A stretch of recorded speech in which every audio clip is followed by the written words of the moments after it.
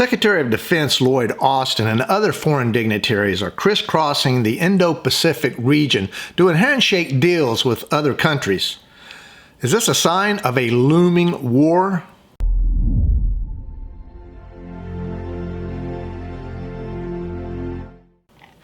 Hi folks, and welcome back to the Storm and Cellar. So recently, Secretary of Defense Lloyd Austin was in Papua New Guinea, where they signed a defense cooperation agreement back in May. Also, US State Department Secretary Antony Blinken is in New Zealand. Not to be outdone, French President Macron is visiting French territories in the region as well. As I mentioned in a previous video, war with China, a war on a global scale begins with the majority of nations choosing up sides like a pickup game of basketball. And that's the appearance of what's happening from these three gentlemen. So let's take a look briefly at this ABC Australia report, and I'll comment on it. He seems to be intent on presenting France as a third path, an alternative to both the United States and China, and in particular one that he hopes might appeal to those countries who are uneasy about the growing friction between the two great powers. Now, he says that France is going to commit more money to signature initiatives in the region, including development initiatives, deforestation, work on climate change mitigation, and he's also making it very clear that France has no plans to depart the Pacific through its... French President Macron is interested in maintaining power in smaller territories in French Polynesia and New Caledonia, where a big part of the population want independence. Now, there's currently 1.6 million French citizens there. So, of course, Macron wants to sell France as their provider, protector, and overseer.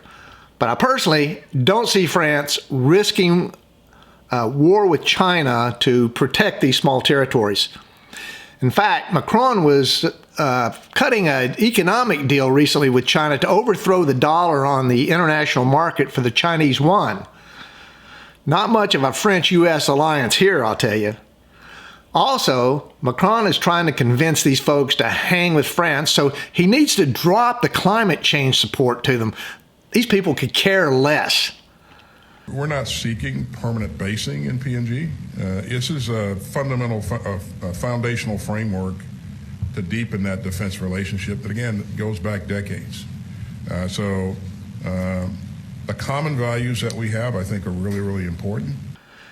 Yes, we'll definitely see military forces in Papua New Guinea, but on a permanent basis, not yet. At least not until the shooting starts. Ships will port, we might forward stage some wartime supplies, and we'll see possible exercises staged out at PNG, but that's about it, at least for now. In other words, Austin's plans for a permanent base doesn't necessarily mean it could happen anytime soon. Upgrading facilities will help PNG, but it's definitely a signal that there'll be a greater presence of military forces there.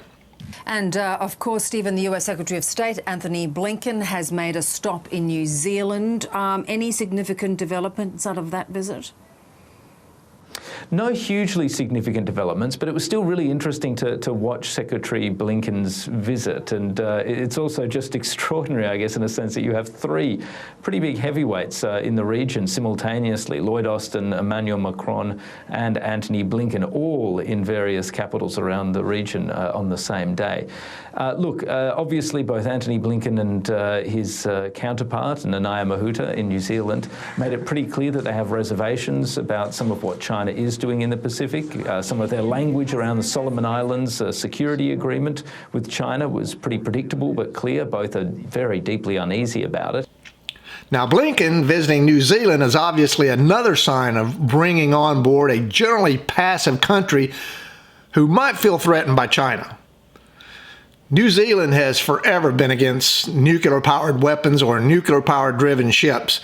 But don't be surprised, like the Australians, they might be willing to look the other way for nuclear-powered ships to dock in their home ports. Wanting to possibly join AUKUS, which is a military pact to improve intelligence and technology sharing, is something that New Zealand wants to do. That sounds like something for nothing. New Zealand needs to step up to the plate with some substantive support like porting for alliance ships or forward stationing supplies. Now, military weapons exchange. Let's face it, if shooting war starts, then New Zealand will either have to go with the US, UK, and Australia, or go with China, or remain neutral, because their military is so small they couldn't sustain an invasion for a day. New Zealand has about 2,800 airmen and no combat aircraft. Their Navy's about 1,800 sailors strong with 2 frigates and a few patrol boats. And the Army has roughly 6,500 soldiers and 100 or so light armored vehicles.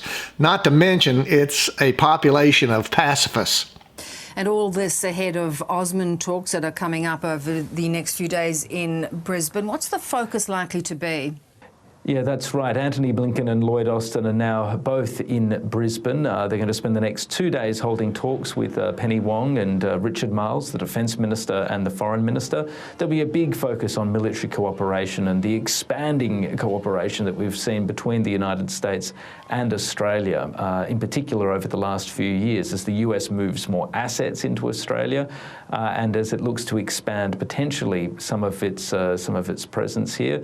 And on top of that, I think there's going to be an awful lot of chat and discussion about climate. Last year, the two countries agreed to make climate change a third pillar of the relationship. They've acknowledged that there's a shortfall between what countries of the regions need and have when it. Austin and Blinken are meeting with the Australia's Secretary of Defense Richard Marles in Australia to discuss military cooperation. Now, my opinion is that in light of recent cooperative developments, I can see a much greater cooperation with the U.S. to not only include fighter and bomber rotations in Australia, but also upgraded airfields and forward staging weapons, fuel, etc. The U.S. Navy already has a small communications base in Western Australia, but we'll also see a lot more exercises, such as the recent one that took place down there, and porting of U.S. warships. There's also plans for a joint U.S. Marines and Australian Defence Force brigade to be established and stationed in Darwin. Apparently, there's other classified agreements that are ongoing and should transpire in the near future, perhaps even a U.S. Air Force base located in Australia. Now, I'll give it to Australia. Although a very socialist country, they do have a fairly formidable military, at least big enough to be a thorn in the side of China if war came. The Royal Australian Air Force has 5 combat squadrons to include F-35s and FA-18s. The Navy has a little less than 50 combat warships to include destroyers, frigates, submarines, and patrol boats. And the Army includes actually only 1 real combat division and a special operations regiment.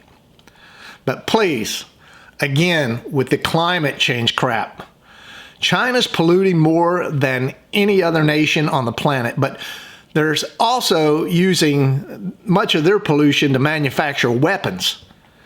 If climate change becomes a part of the agreements, then the alliance is in big trouble.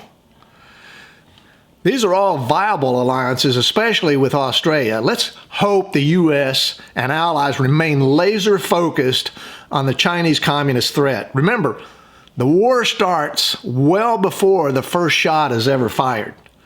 So what do you guys think? Let me know by leaving your thoughts and comments in the section below. Remember, if you like this video, like, subscribe, and share it.